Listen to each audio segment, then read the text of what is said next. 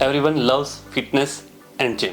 आप जिम जा रहे हो and you are lifting very heavy weight like 150 kg of deadlift, 80 kg off shoulder press और हर body part में आप काफ़ी हैवी वेट उठा पा रहे हो, बट बहुत सारी प्रॉब्लम आप फिर भी फेस कर रहे हो। जैसे अगर आपको कुछ ऑफिस में कुछ टेबल पे बोतल उठानी पड़ रही है तो आपको मुश्किल हो रही है, टी शर्ट निकालने में आपको मुश्किल हो रही है, ठीक है, कुछ जमीन से झुकने में आपको कुछ उठाना पड़ता है, सपोज घर में आपको कुछ गमला उठाना पड़ता है, तो स्टिफनेस और पेन की वजह से कहीं ना कहीं वो चीज़ आपकी हैम्पर हो रही है। अगर आपके साथ ये सब कुछ हो रहा है तो this video is for you. Hi, myself doctor Pritam, I am a senior manual physiotherapist at ARS holistic wellness and health.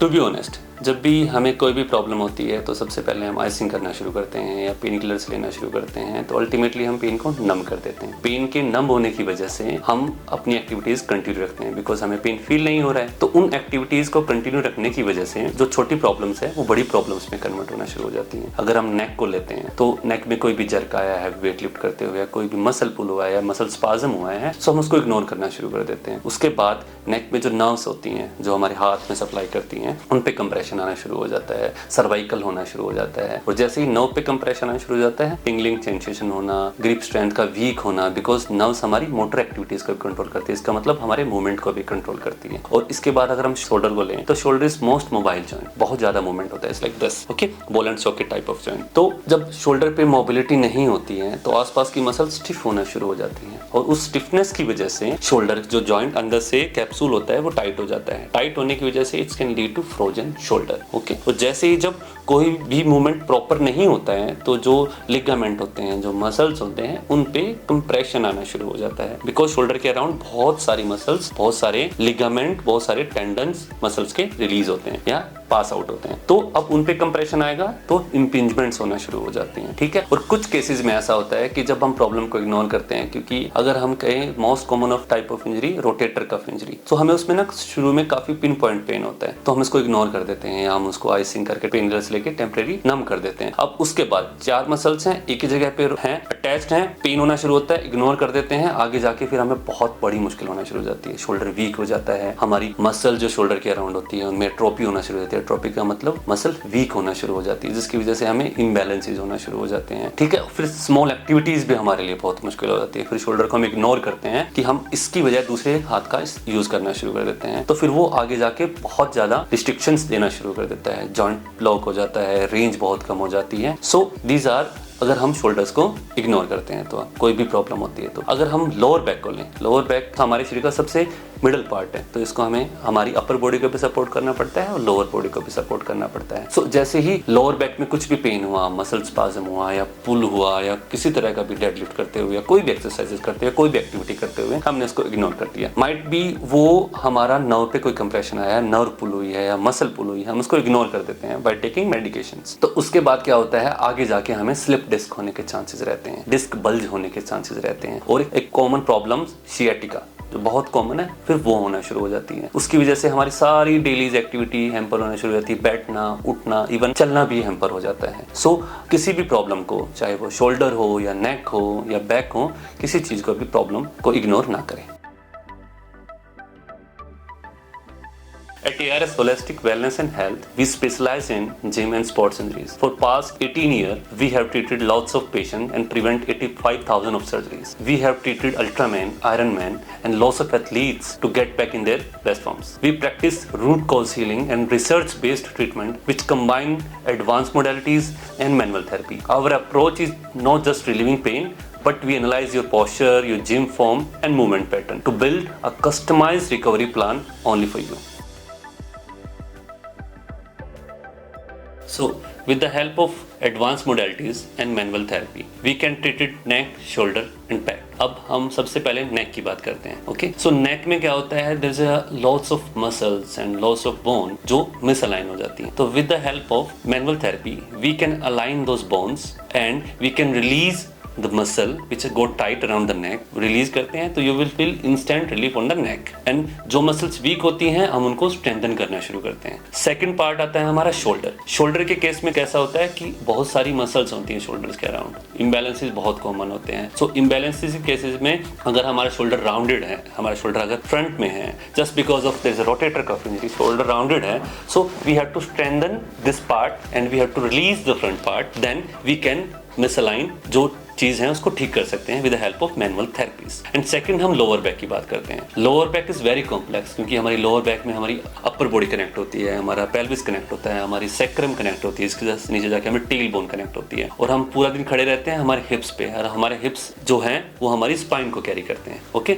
तो उसमें हमारी मिसअलाइनमेंट होना शुरू हो जाती है। अब हमारे बैक के केसेस में क्या होता है कि लंबर वर्टिब्रास होते हैं, जिनको हम छोटे छोटे जो हड्डियां होती हैं हमारी लंबर में, उनमें रोटेशंस होती हैं, उनमें ट्रांसलेशन होती है, उनमें बहुत तरह के मूवमेंट होते हैं। अब पेन की वजह से कि हम हर केस में अगर कोई इंजरी है तो हम एक साइड ज्यादा यूज करते हैं, एक साइड कम यूज कर रहे होते हैं, एक तरफ की मसल ज्यादा टाइट हो जाती है, एक तरफ की मसल कम टाइट रहती है, एक तरफ की मसल्स वीक हो जाती हैं। तो हम with the help of manual therapy सबसे पहले हम बोन को लाइन करते हैं, देन जो वीक मसल होती है उनको स्ट्रेंथन करते हैं, और जो टाइट मसल्स होते हैं उनको रिलीज करते हैं। अब रिलीज और अलाइनमेंट का फायदा क्या होता है कि you will feel instant relief, और वो स्टे करता है। अब हम उसके साथ साथ जो वीक मसल्स होती हैं उनको स्ट्रेंथन कराना शुरू कर सकते हैं, तो हमारी अलाइनमेंट, हमारा release will stay for longer. So this we can do in manual therapies. So हम बात करते हैं नेक के बारे में कि नेक की कौन कौन सी प्रॉब्लम्स ऐसी हैं जो मैनुअल थेरेपी से ठीक हो सकती हैं। तो अगर हम कहें सर्वाइकल के केसेस हम मैनुअल थेरेपी से रिलीव कर सकते हैं, कोई नर्व कंप्रेशन है उसमें हम मैनुअल थेरेपी से उनकी हेल्प कर सकते हैं। शोल्डर में हमारा रोटेटर कफ इंजरी हो गया, हमारा फ्रोजन शोल्डर हो गया, हमारा इम्पिंजमेंट्स होंगे,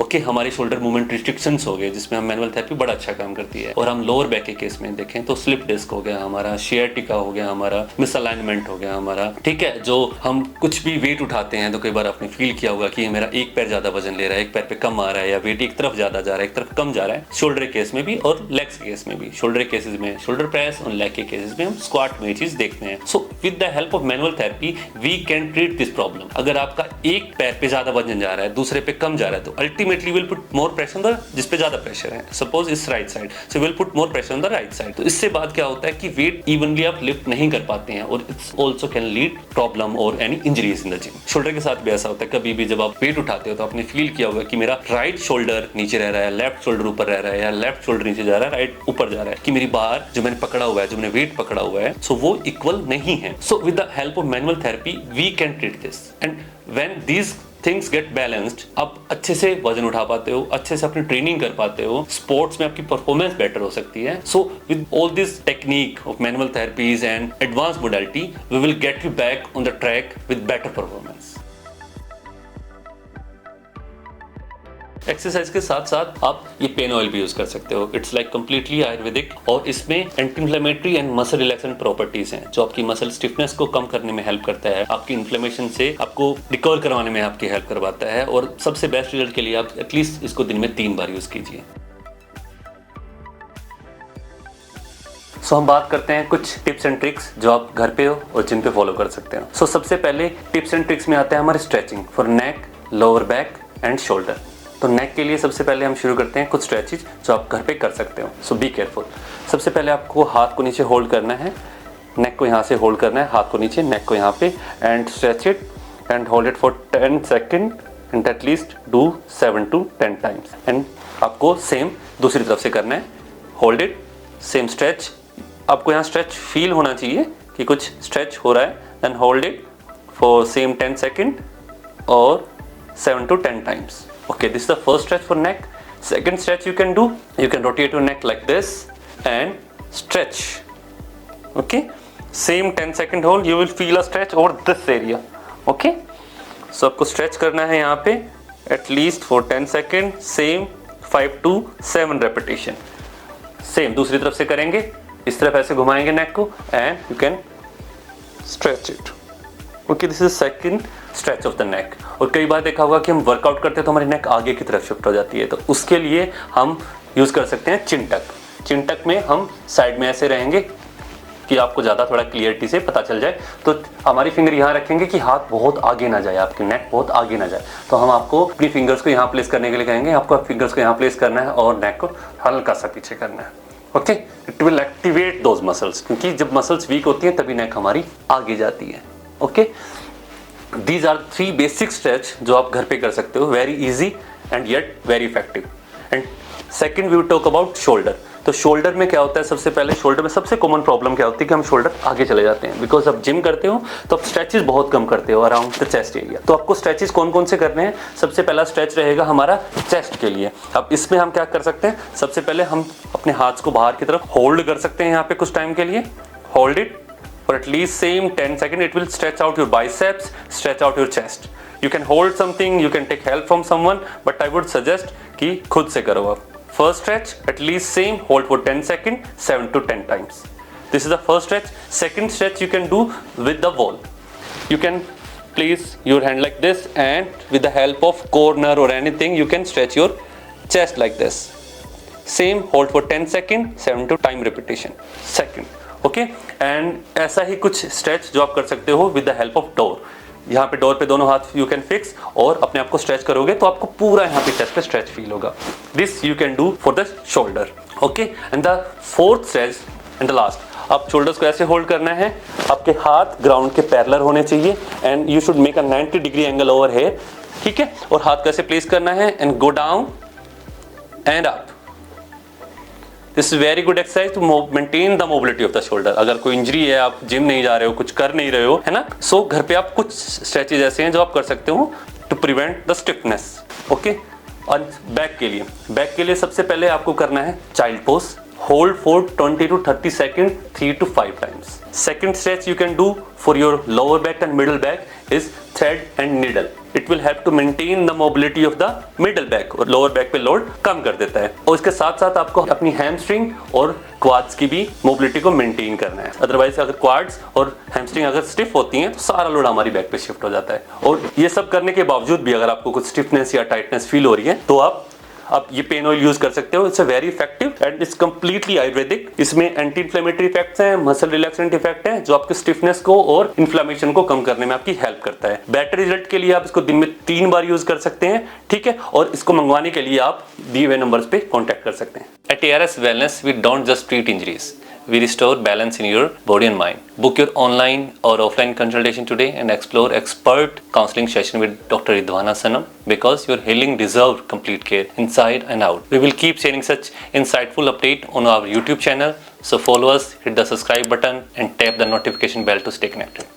Thank you.